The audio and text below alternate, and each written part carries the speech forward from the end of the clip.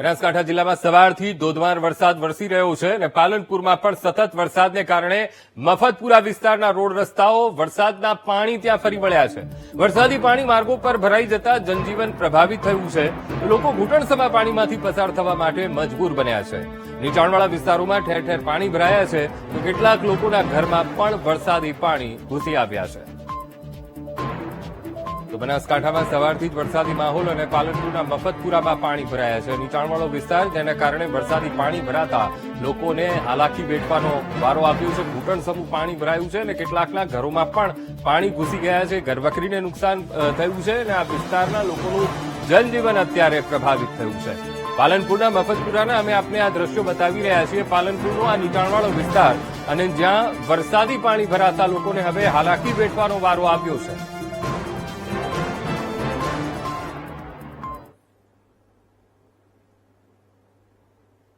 ગુજરાતમાં એક સાથે 3 વરસાદી સિસ્ટમ સક્રિય થઈ હોવાથી સાર્વત્રિક વરસાદ પડી રહ્યો છે।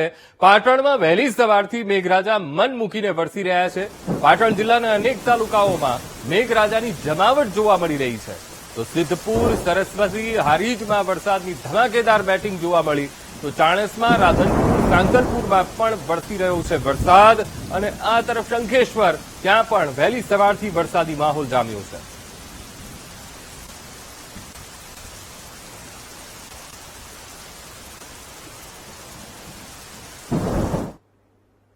બનાસકાંઠા જિલ્લાના સરહદી વિસ્તારોમાં ભારે વરસાદ વરસ્યો।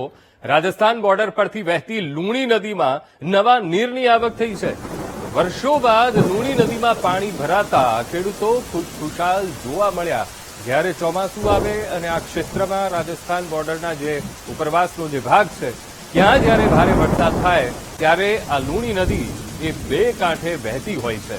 ત્યારે ફરી એકવાર આ ચોમાસાની સિઝનમાં લુણી નદીમાં પુષ્કળ પાણીની આવક થઈ છે અને પાણીની આવક થતા એ વિસ્તારના ખેડૂતો ખુશખુશાલ જોવા મળ્યા।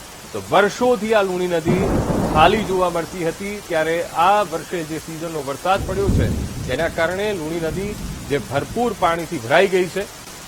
તો સિંચાઈના પાણીના પ્રશ્નનો પણ નિકાલ ચોક્કસથી આ સાલ જોવા મળશે।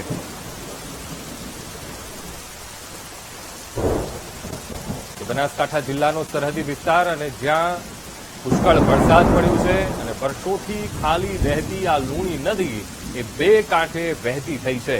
તો જિલ્લાના સરહદી વિસ્તારોમાં વરસાદ છે। રાજસ્થાન બોર્ડરના આસપાસના ગામડાઓમાં વરસાદ, ઉપરવાસમાં ભારે વરસાદ જેના કારણે લુણી નદીમાં નવા નીરની આવક થઈ છે।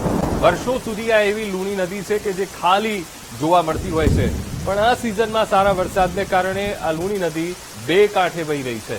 આ મુદ્દે સંવાદદાતા રોહિત ફોનલાઈન પર। રોહિત, વર્ષોથી ખાલી રહેતી લુણી નદી જ્યાં આજે એ નદી પાણીથી ભરપૂર થઈ છે, શું સ્થિતિ રોહિત?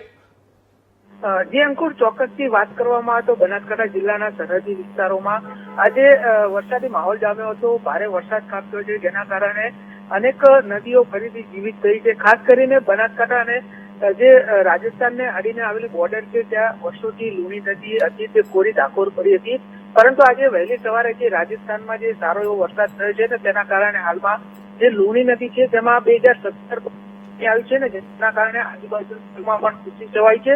ખાસ કરીને જે ખેડૂતો છે જે વર્ષોથી જે લુણી નદી આધારિત ખેતી કરતા હતા તેઓમાં મળી રહ્યો છે। જી બિલકુલ રોહિત, સમગ્ર માહિતી સાથે જોડાવા બદલ આપનો આભાર।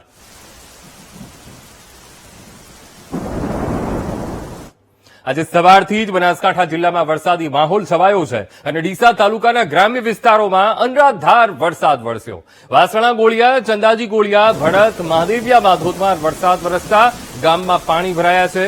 ચંદાજી ગોળિયામાં ભારે વરસાદથી ખેતર બેટમાં ફેરવાયા છે તો એક ખેડૂત પરિવારના ઘરમાં પાણી ઘૂસી જતા પરિવારજનોને હાલાકી ભોગવવા માટે તેઓ મજબૂર બન્યા છે। ઘરમાં કેડસમાં પાણી ભરાઈ જતા પરિવારે આખી રાત પાણીમાં વિતાવી। તો પાણી ભરાવાથી ઘરવખરીનો સામાન પાણીમાં પલળી ગયો અને જેને કારણે મોટા પ્રમાણમાં નુકસાન પણ થયું છે।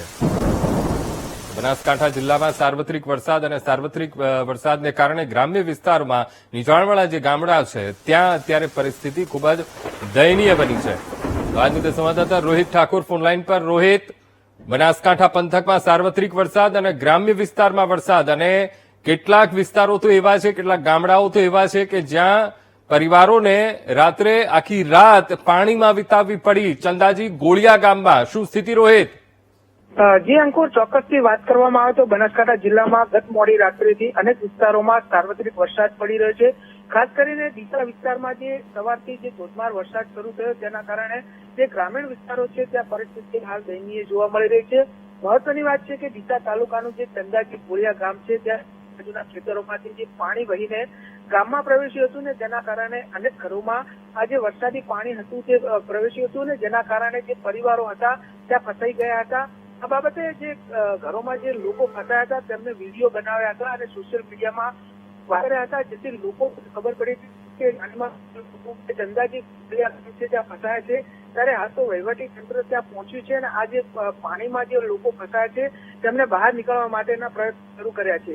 ત્યારે કહી શકાય કે જે પ્રમાણે ડીસા તાલુકામાં વરસાદ શરૂ થયો છે તેના કારણે હાલમાં ગ્રામીણ વિસ્તારો છે અને જે શાળાઓ આવેલી છે ત્યાં પણ વરસાદી પાણી ભરાય છે અને તેના કારણે બાળકોને પણ શાળાઓથી છોડી મૂકવા મજબૂર બન્યા છે. જી અંકુર. જી બિલકુલ રોહિત, સમગ્ર માહિતી સાથે જોડાવા બદલ આપનો આભાર.